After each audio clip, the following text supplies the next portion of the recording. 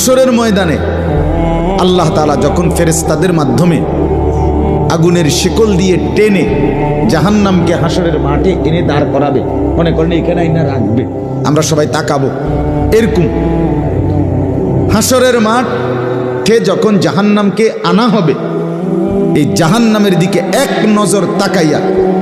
হাসরের ময়দানের সমস্ত নাফরমান পাপী বেঈমান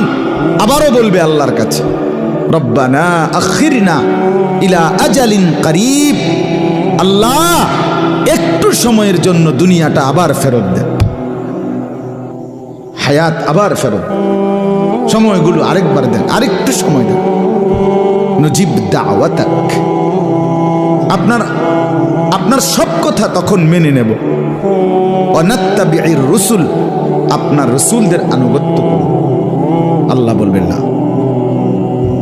না বান্দা, এখান থেকে কাউকে আর ফেরত দেব